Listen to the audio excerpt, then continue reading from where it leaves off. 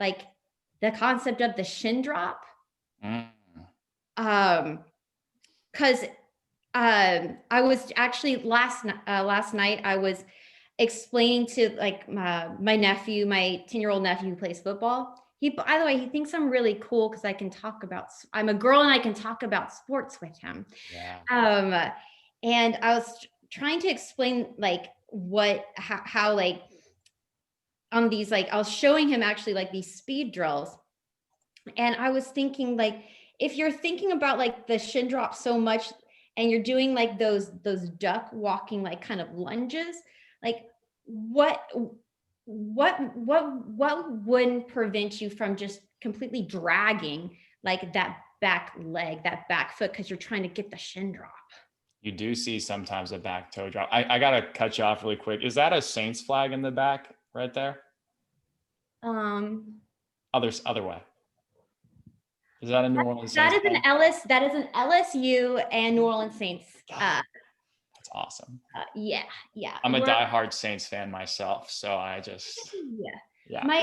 My parents are from New Orleans, so. Oh, that's awesome. That's awesome. Yeah, that's one of my favorite cities. I could live there.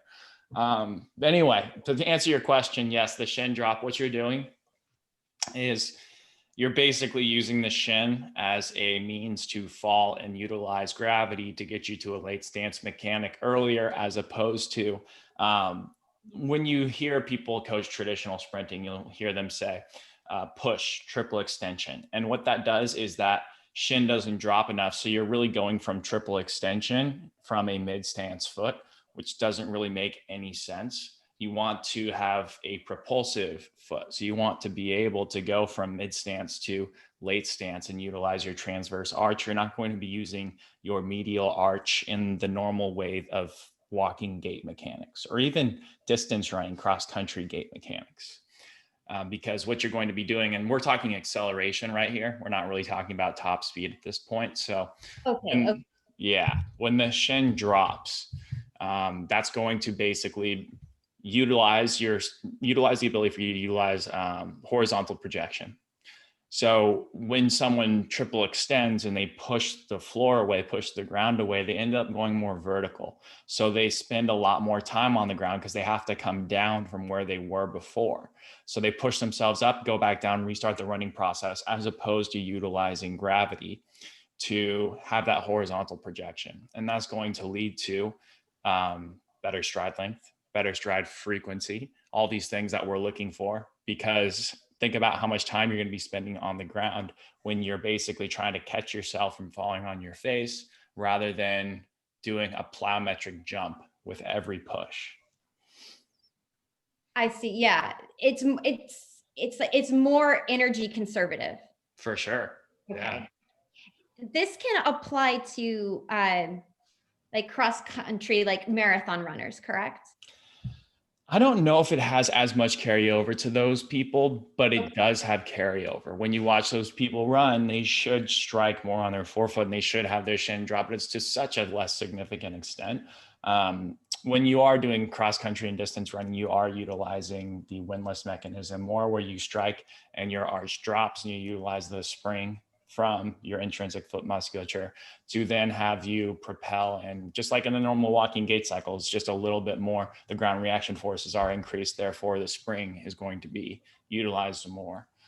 So I think that when you're thinking about distance running, it's a little bit more specific to the gait cycle, whereas acceleration mechanics and sprinting is quite different, I would say. But it's still utilizing late stance mechanics a lot. Late stance. Mm-hmm. So with there is.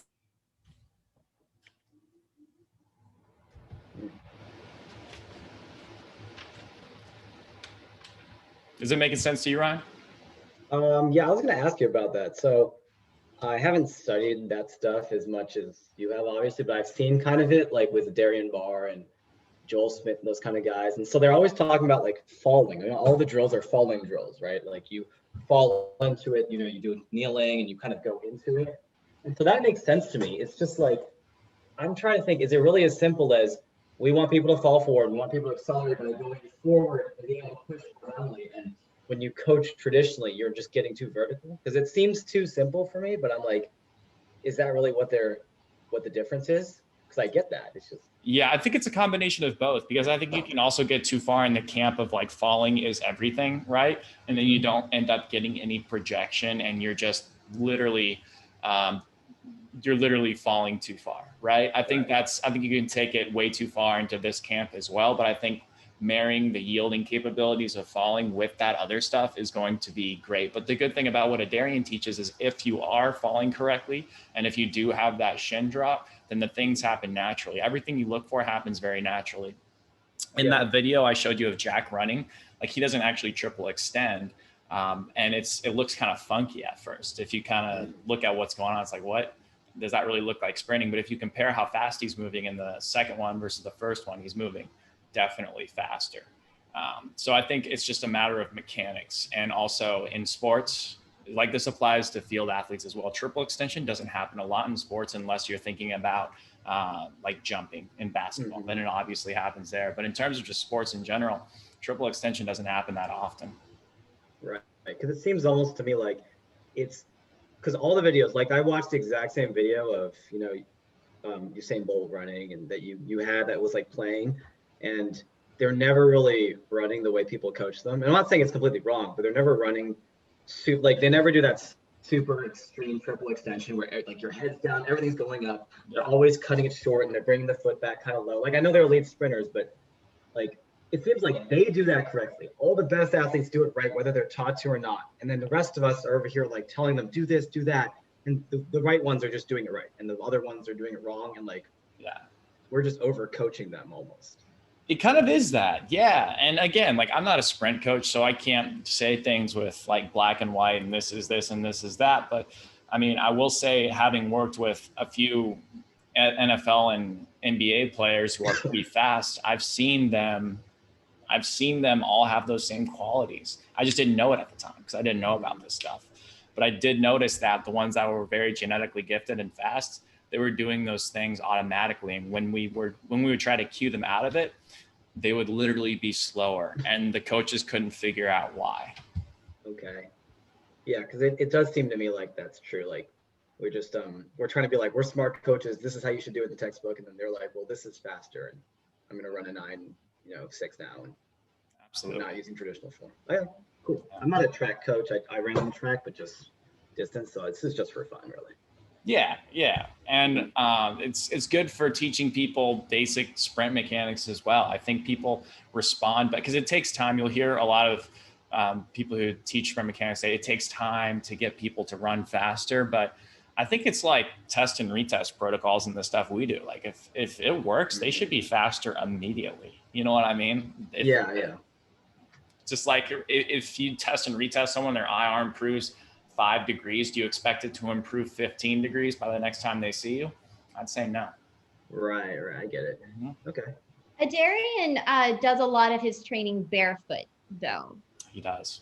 Yeah, and so that has something to do with training more of that of those but like falling mechanics, or you just like get better, like you have better proprioception for that kind of training. I think it's better proprioception for the transverse arch. Okay.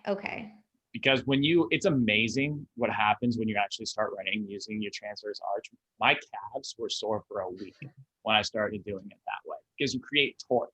Like you land and you twist and you do this action, which utilizes the arch, just like when we walk, and then big toe goes in. It's the same thing, but you're creating torque.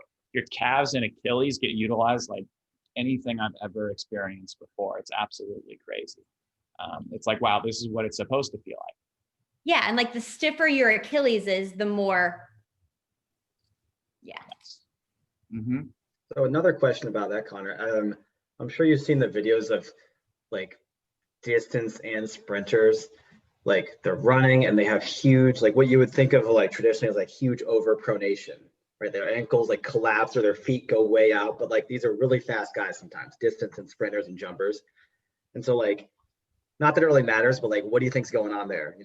What do you think is like, is it that this is a good compensation that they can, because like they can pronate like crazy, like to where we would be like, wow, our ankles hurt, and then they can get right back out of it. Yeah, this reminds me of the podcast I did it with Gary Ward, and he had a really interesting take on it, which I'm not sure I fully agreed with. But then again, like he's the foot guy, so who am I to disagree with him on that? He said,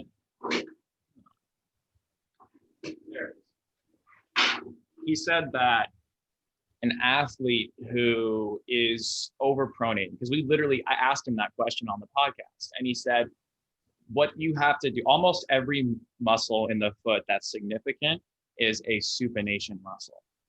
So the windlass mechanism, like I talked before, when you flatten that arch, you're stretching out all the supinator muscles that run in here. And so you're stretching them, and a muscle has to stretch to contract. So then you're cueing that spring for the resupination. So what those athletes are doing is that they're striking because they have a pronated foot, right? They're probably very propulsive. So they're probably in a mid or late stance, almost definitely in a mid or late stance foot. They're striking, and they have to overpronate even more to stretch out those supinator muscles so they can cue the resupination. And he makes the argument that you might be better off getting that foot to become more neutral, because then they wouldn't have to do that as much. And you might actually make them faster because they have to spend less time pronating to find that supination, and they can spring up faster. That was his argument. And I said, so all these, my follow-up to that was, so what you're saying is every one of these athletes, and this is so common, you're saying they're all utilizing a compensatory mechanic, and they would all pretty much all be faster if you were to get their foot to be in a more neutral position. He's like, yeah, which is like, wow, that's a bold statement. Yeah, I guess it's hard to test too. Yeah, it is. Okay, cool. Yeah, I've seen some of his stuff. He talks about that a lot. Yeah, you can go ahead, Amy. Oh yeah. At the very beginning, when you quoted Bill Hartman saying that it's not about trunk control but trunk rotation. So I'm thinking that trunk control is just the stiffness of the trunk and not the ability to rotate it, because I am associating trunk control with the ability to control your movement of the trunk independent of the pelvis. But it's really like he's using like the trunk control as just as the lack of rotation, right? Yeah. No, he's using, well, let's look at the quote, because I actually need to look at it again to understand the context of that question, because I don't remember it verbatim. Okay. Let's see. Okay. So, okay. So faster athletes in charge of Right. Faster athletes in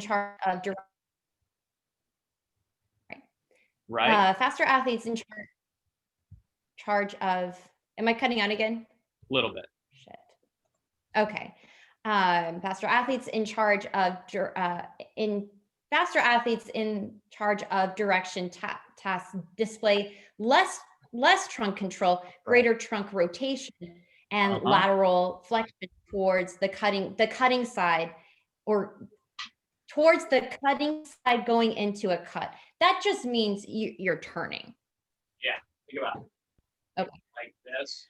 Faster athletes demonstrate better pelvic rotation in their intended direction of travel. Right. Think of someone like Ben. I hope Ben's listening to this so I can get shit all over him. So like, imagine Ben going into a cut, and Ben's like a big, stiff, really strong dude. So Ben probably doesn't have a lot of trunk control. So he would probably not be able to dissociate his trunk from his pelvis so that he can then rotate out of it into a cut.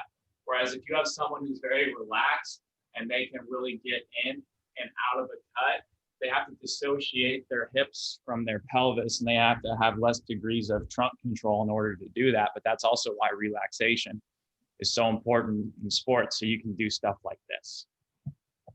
Right. Because if you're just braced, you know? You know, I witnessed this a lot when when those who can move their torso independently of their pelvis and move their pelvis independently of their trunk. And when you see people who are trying to do positions that require independent movement of the trunk from the pelvis, they compensate by protracting shoulder, really, and using that shoulder, leading with the shoulder, basically. And they're creating more, they're just in like the posterior part. So that's just something, like, if there is no independent like movement of the trunk from the pelvis, they will default to this shoulder movement and upper like torso, upper like thoracic like rotation. Yes, because if you don't have the ability to relax and decompress an area, you're going to find it. You're going to keep going up one joint until you find, or down one joint. And the example, have I told you guys the RG3 example yet of that? I think you touched on it.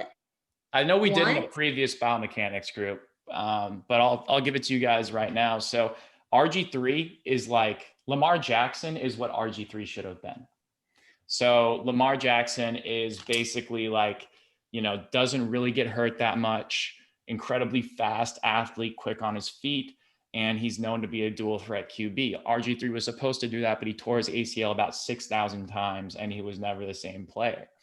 So when people were looking at RG3 at the combine, let's see if we can find it. One sec.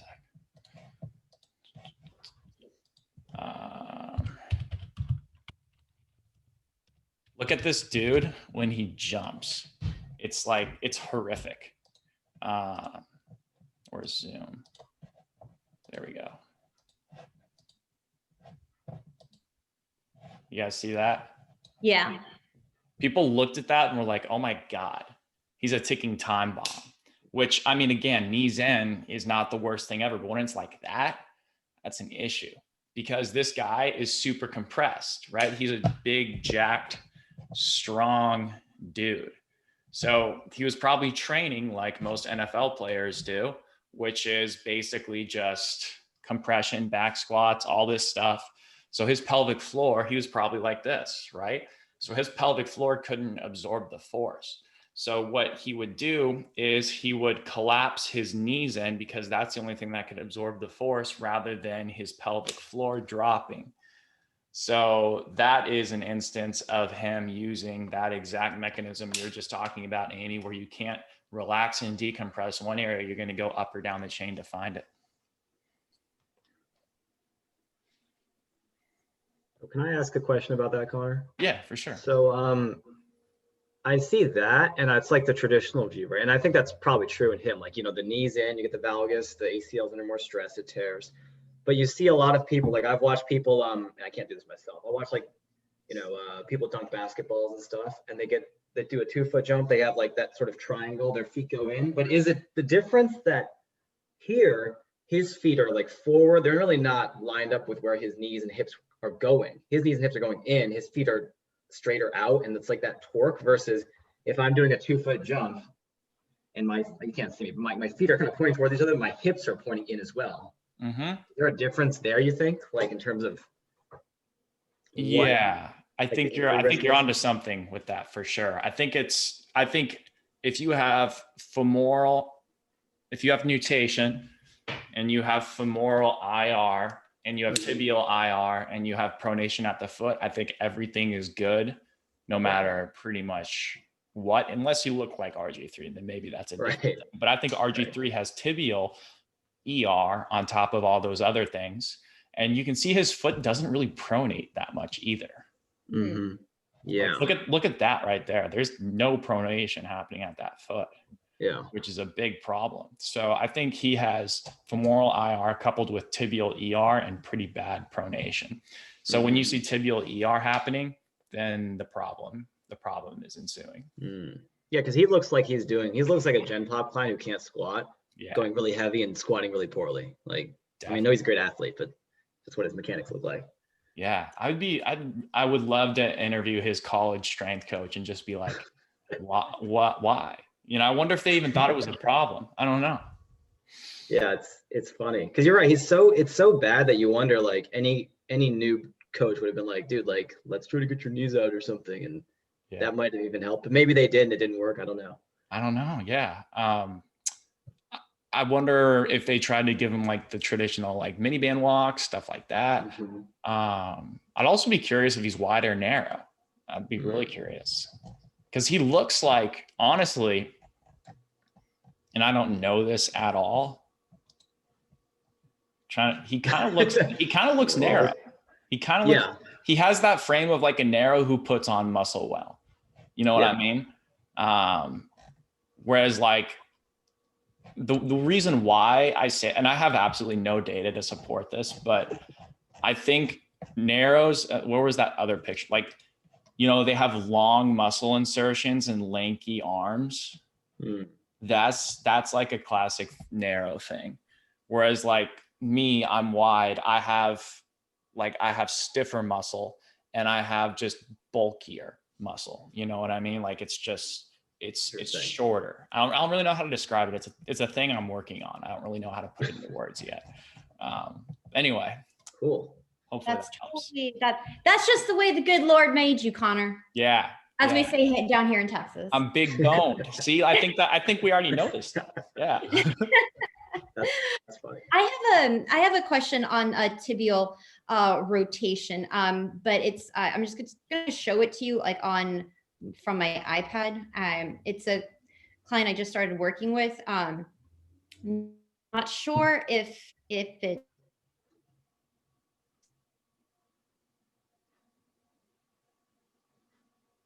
Every time she starts talking, it's just. I know. It It's can great. handle her until then. Well, I'll have another question for you then. Please. Wait for. Do you think, well, two things with the ISAs. What do you think like the split is, narrow versus wide? And like, do you think that changes? Like, because people in America obviously like, you know, a lot of overweight, obese people. Do you think that changes from gaining fat or being larger for a long time? And you can answer that after her if she comes back. Sure. I think it does. Oh, I think she's. Okay, I'm back. Hi, Amy. Ryan just asked a question, but why don't you ask yours? Yeah, you go first. Yeah, like, and this is the back. So I'm not sure if she has, I think she has tibial ER and see the front?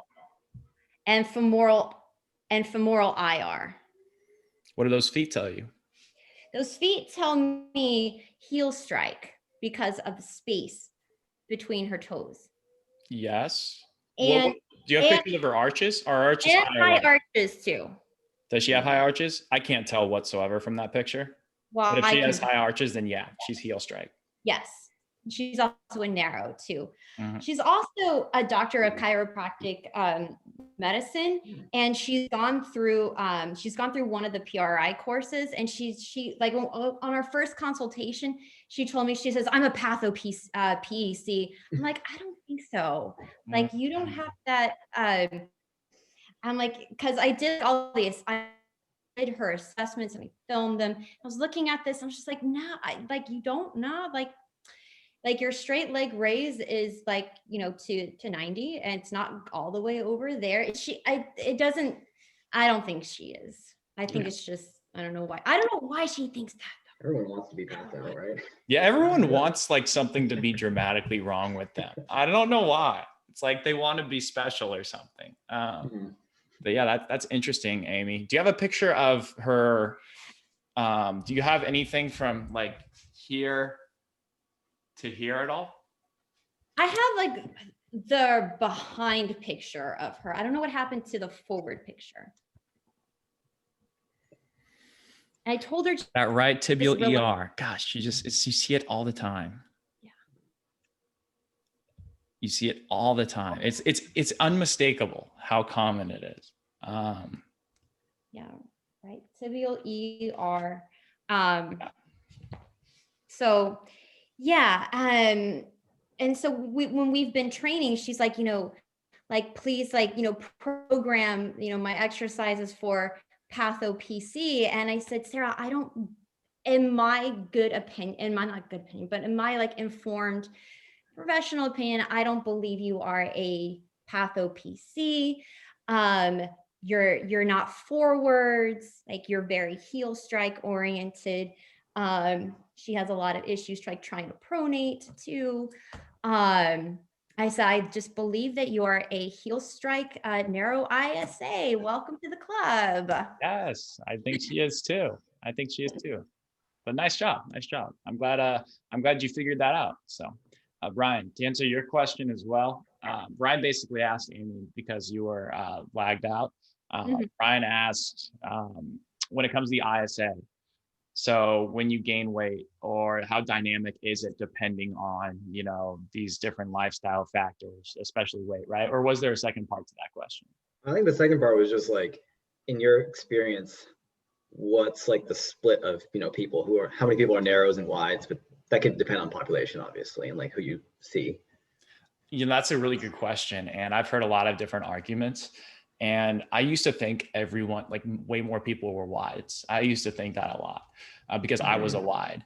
And so I had like this bias. But I think the more I realize it, I think way more people are narrow than wide, like way more. In fact, I heard one, I was talking to Alex Effer the other day, and he was telling me how he was saying how Zach Couples had said that almost no one is a true wide, which is interesting.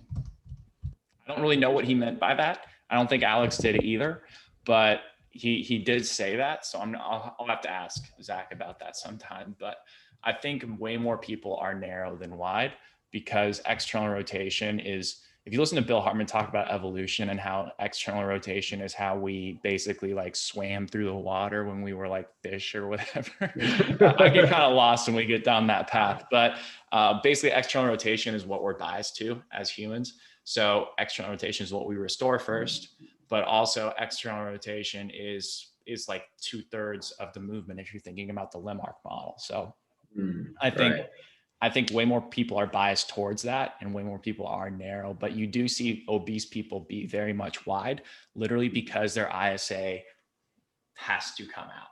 And usually because like their weight is serving as a counterbalance and just like a pull you forward deal, this becomes very compressed because you have to then sway back. So this literally widens out their ISA. So this can expand, this doesn't, that doesn't.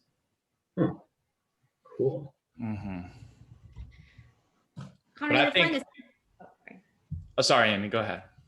Oh yeah, so like so my middle sister, she's a primatologist, which means she studies chimpanzees. And she says the difference between one of the differences between like humans and chimpanzees is that our humans' pelvis is more forwards and theirs is more posteriorly tilted. Yeah, hang on. This book right here, which I think you guys should own this book if you don't. This is an amazing book. The first like whole chapter is about the difference between a chimp and a human's pelvis. Not the whole thing, but like a ton of it is the difference between a chimp and a human. And let me see if I can find a good. Yeah. And then this is, I believe, this is the human, this is the chimp. I think, let me read that. Oh no, I think that's just what happens within a chimp's pelvis. When you find the side by side of a human and chimp, it's really, but anyway, Amy, what were you talking about? What was your point with that? Oh yeah, so I was saying that that's why like chimps are limited in like their upright movement is because their pelvis is tilted backwards. It has that posterior tilt. Yes. Yes. If you're ever like, my sister actually like writes articles about this. She's like a published like researcher. She actually writes about how like their positioning and like their bone structure like can influence not just like their behavior, but the way they communicate. like within a group setting. Yes, I think that's so true. But look at this. Look at this. We used to look like that. I guess that was the difference between that and that. But the chimp's pelvis also looks way more counter-nutated. That could just be the drawing. Do you see how flat it is? Yeah. I wonder if that's an ER bias. But they're also in 90 degrees of hip flexion. Yeah, pretty much. I don't know. Like, also like in that book, there's this book called What the Foot. Yeah. Like, and it's like, I think everyone should like get this book. It's fascinating. The first chapter, it says that the reason why like Homo sapiens, beat Neanderthal survival is because Neanderthals have a shorter tib fib than humans. And that affected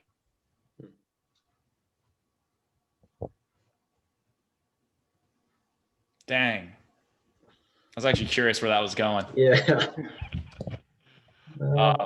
Anyway. the Neanderthal. Oh, Yeah. Have a long. Anyway, Amy,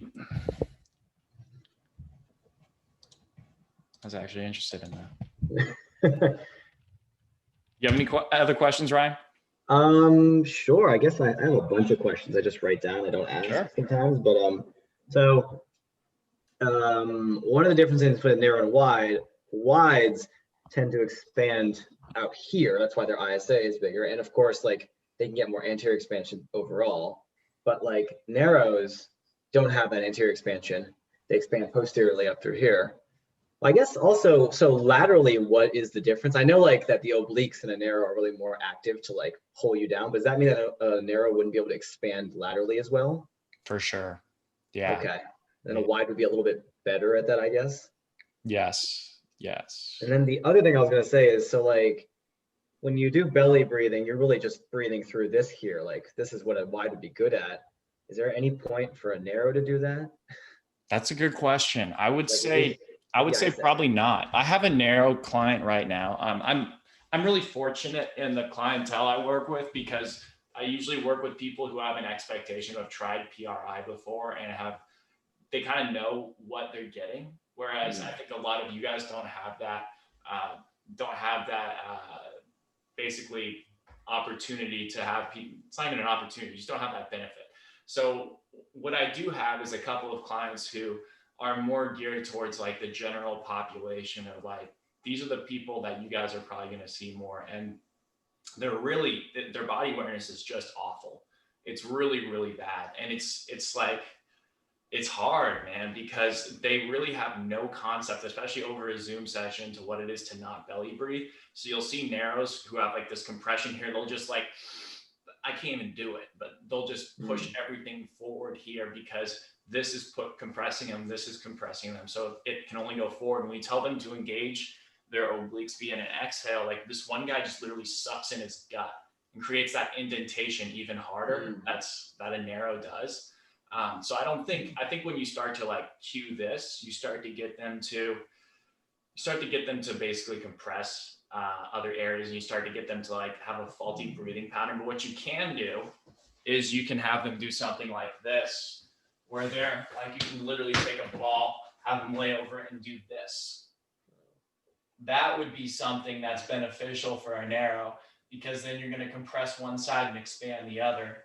You're going to get that ISA to let go. That's pretty beneficial, especially on the right side.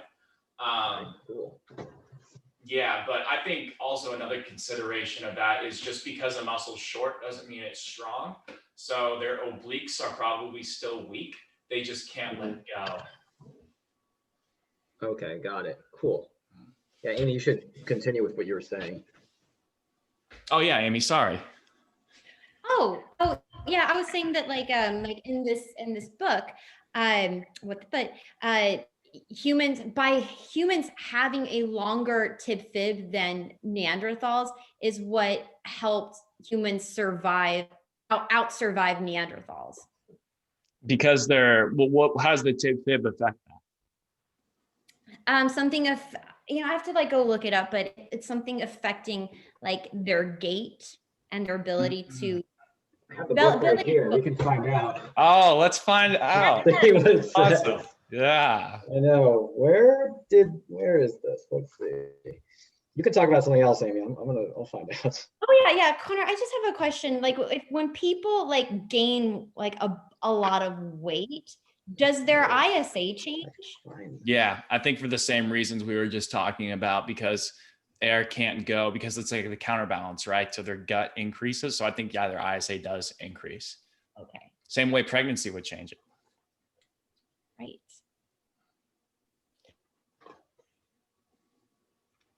Do you have any other questions, Amy?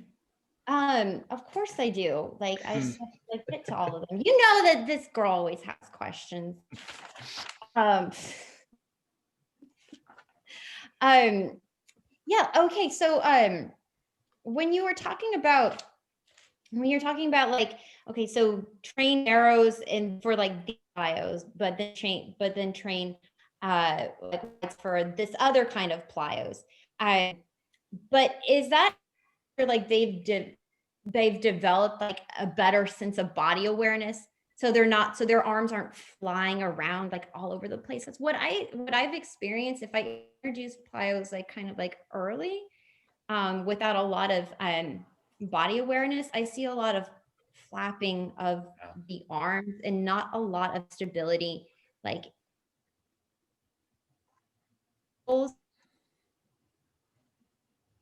give them like a, it's like they have better,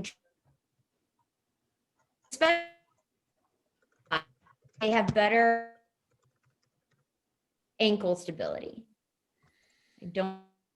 So you're cutting out again, Amy, but I think I understand your question. I think you can type in the chat and say yes if you can hear me. But I'll answer the first part of your question, which is about the arms. Oh man, maybe she can't even hear me. Oh, okay. Okay, I'm back. Okay, I think I understand your question. You're basically asking people that don't have a lot of body awareness, don't have the ability to use their arms in unison with the rest of their body. And then there was something about the ankle, which I didn't catch. Okay. Can you hear me right now? Yes. Okay, good. So for wides, especially if I give them a stimulus, like for their hands to hold, so their arms like aren't flying around, then they start to have better control of their knee and their ankle.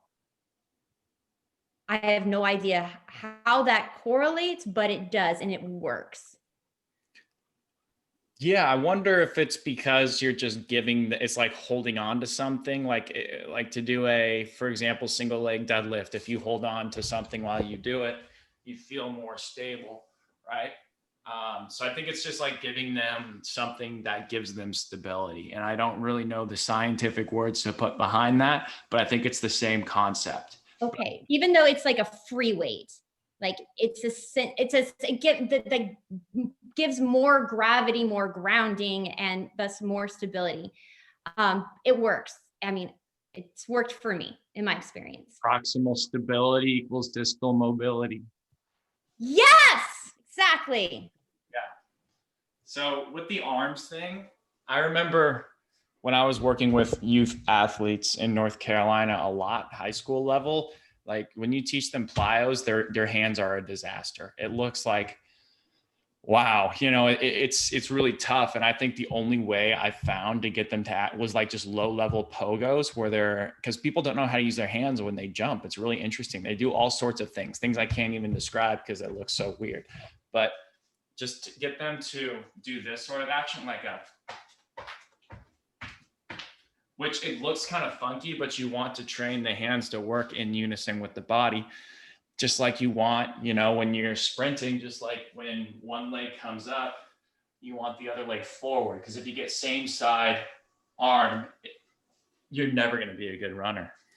So I think that's just as important as the leg action sometimes.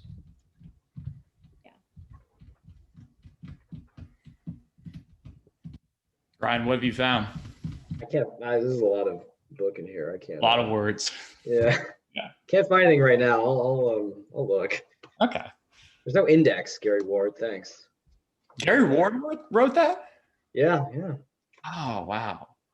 It's That's it's a good book. It's just there's no like I read the book, I was like, this is a great book. And then I was like, where are the exercises? Because that's how I think. And I'm like, yeah. oh, there's no exercises. It's like, okay, what do I do now? So Is it it was, really not? yeah, it's very cool. It's got great ideas. It's just hard to use like practically. I see. But I don't know. I hear you. Yeah. Have you taken his course ever?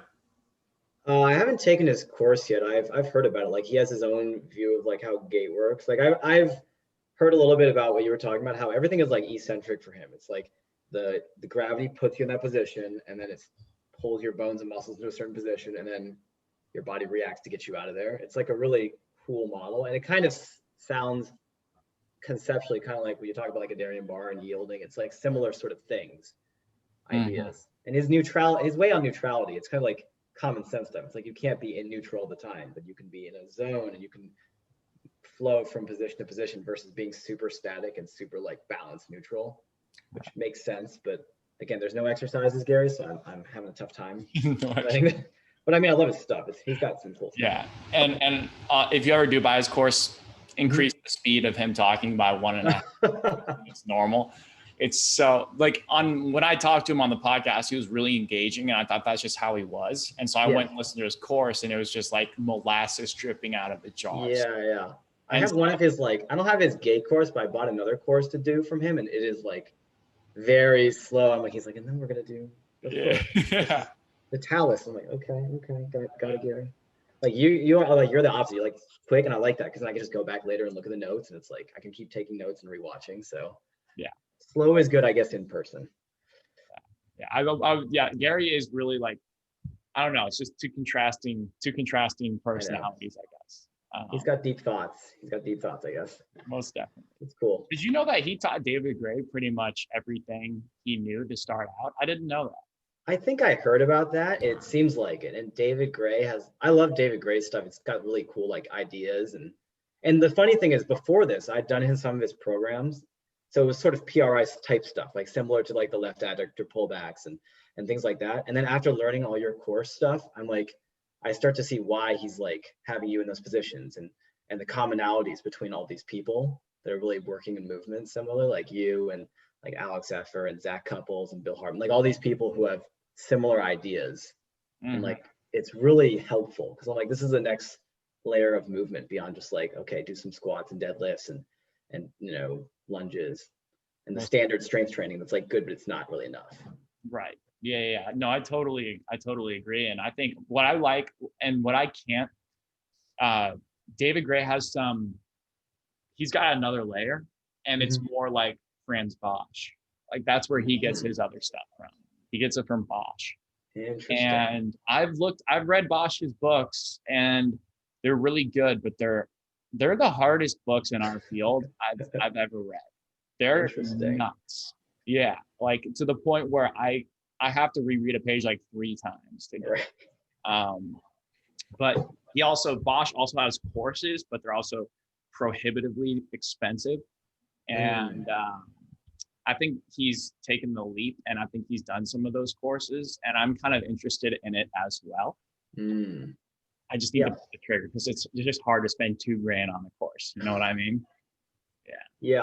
I think I've heard of Franz Bosch because he has a lot of track people. Like he's a track guy, and it's funny. He seems so not himself, but his work seems so controversial because I see one group that's like, I love the cleans that he does and all this stuff. And then the other group is like, this is stupid. Why are you doing this? Why don't you just do like heavy lifts? And I've never like used this stuff or read it, but I've seen a little bit. And it's like really interesting how people react to this stuff. Oh yeah. I mean, I think it's got a lot of value for athletes because it's engaging. That's the problem with everything we talk about. The model I use really sucks with some athletes. It does. Like that's one of its limitations because it's not.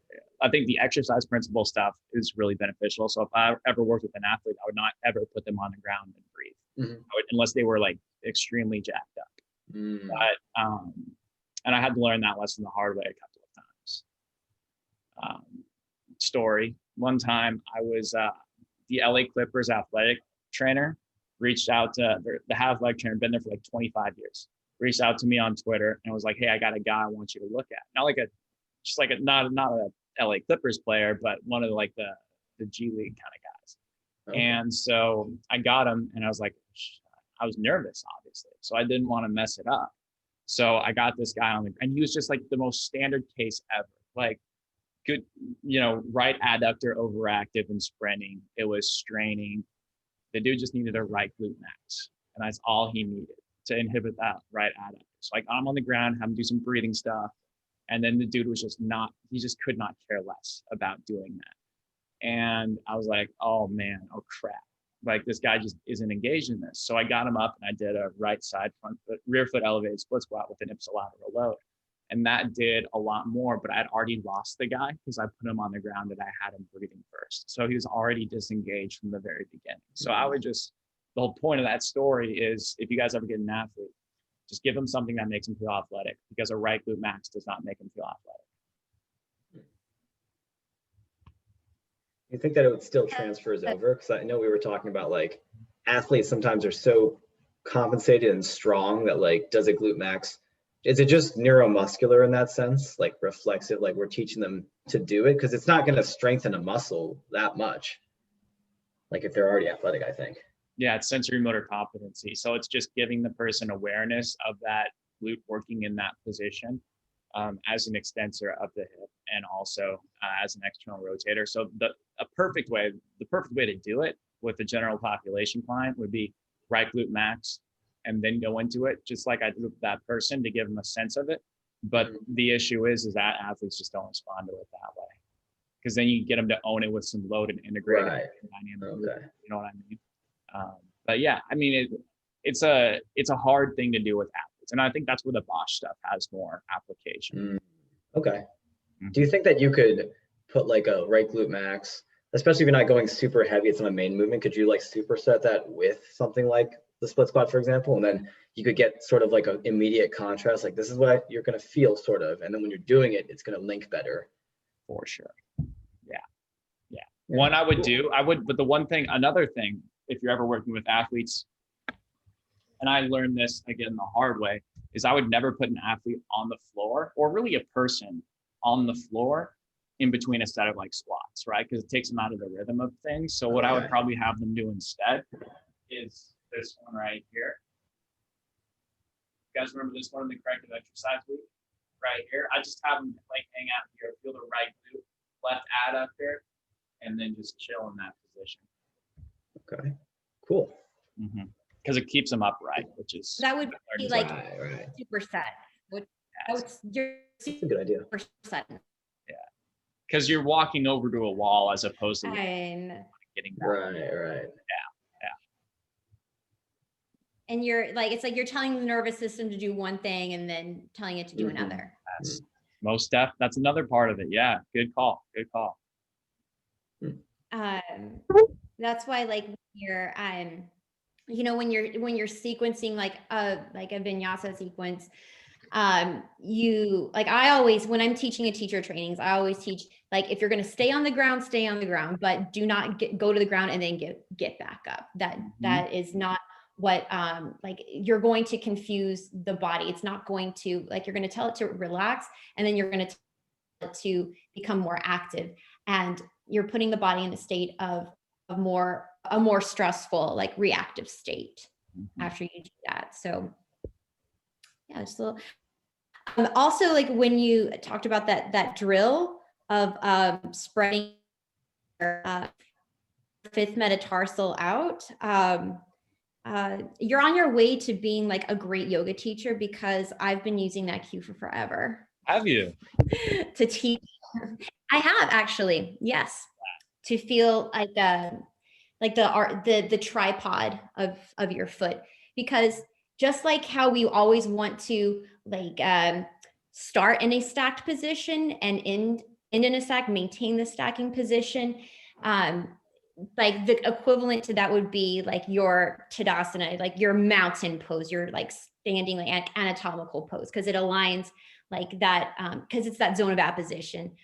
And what initiates that a lot of the times of what I've seen like a shift of the pelvis a little bit more forward, is that spreading of like the ball of the foot, and really getting people to understand how like their connection of like their foot influences their sense of pelvic balance and pelvic stability. Yes, absolutely. And you know what? Like there's that traditional idea of the tripod foot. What I used to cue is not, I didn't used to cue the big toe moving out. I would just cue big toe, little toe, heel. But then what would end up happening is it would just be big toe and heel, and they wouldn't get enough. Yeah. So when I cue that to move out, all of a sudden that fifth net head is such a massive player. So I love that. Yeah. Yeah, it's good stuff. And when I first start training like unless like I'm doing plyos with someone, I will tell clients to not wear shoes. And they're really surprised. What do you mean? I'm like, yeah, take your shoes off, or you don't need shoes for this. Mhm. Because I think that with our, because we have access to so many nerves, not just in like our foot, but like in our toes. And you really, people really feel like it's stuff working for the first time, like in their hips, in their glutes, when you get them out of shoes. But unless they're doing like plyos, then I'll have them wear shoes. I think because what I'm really concerned about is just that ankle foot stability, being barefoot and doing those like jumping like movements. Yeah, definitely. I think there's a balance to be had. In fact, I've changed my opinion on shoe wear within the last probably year. I used to look at the PRI shoe list and be like, if you don't have this pair of shoes on, you don't know what the hell you're doing, kind of thing. But I think that stuff is good for someone who has a lot of issues, but you need to progress them back to a normal shoe. And and I think you can do that after you've taken care of the proximal stuff. So get them out of that shoe after that, then get them back to whatever. I mean, the shoe should still be decent, it shouldn't be like, a garbage Nike shoe or whatever. But once you get them into a better shoe, you can start to literally do those barefoot plyos and things like that, because then they have the proximal stability for it. So I think, yeah, I think you're on the money with that, Amy. And I think people can do those things. Training the foot is actually like way more helpful than I originally thought. Because like the foot and the pelvis influence each other. Yeah. It's not just like one or the other, but they work in they're a symbiotic relationship. Yeah. And then you've got the knee there to like absorb everything and to yeah, you know what I mean. I have a question about introducing the balloon. I know we haven't covered that yet, but it's a modality that I do use for more of my clients who are wider ISA, who have issues with finding their obliques. Yep. Not so much the narrows, but with more so with my clients that are wider. So, and teaching, because I feel that it's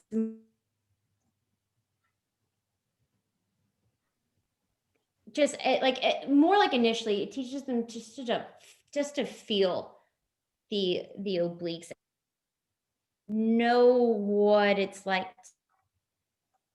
Encourage more compression though. So what are your thoughts on balloon stuff?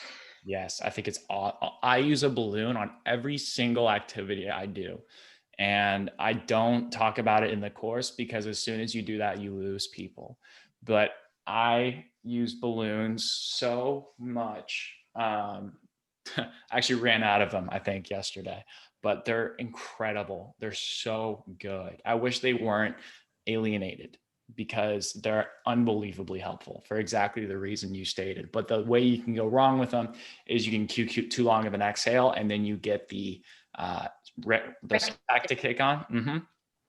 So I think it's important to develop the awareness of the obliques before incorporating a balloon, because if someone can't blow up, like some people literally just can't blow up a balloon, and then they're going to kick on their six pack because they are going to kick on everything to blow that thing up.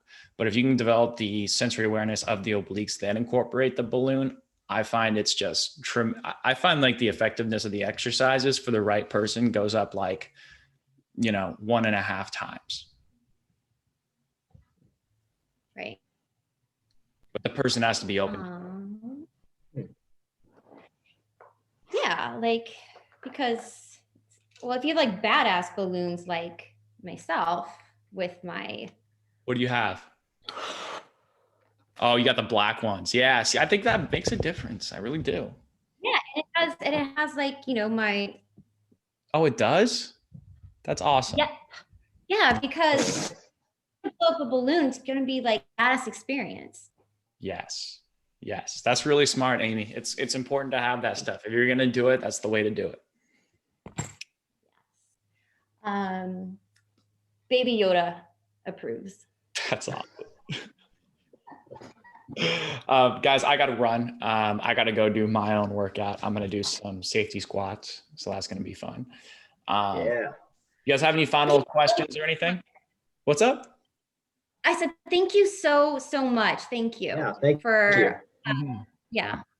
Yeah. I mean, I think it's important to still do these every week because I think people get something out of it. So hopefully they get some out of this one. But thank you guys for showing up because I wouldn't be able to do it without you guys. Woo! All right. I'll talk to you guys later. Have a good Christmas. You too. And happy birthday. Oh, thank you. Yes. I'll try to enjoy that. See you guys.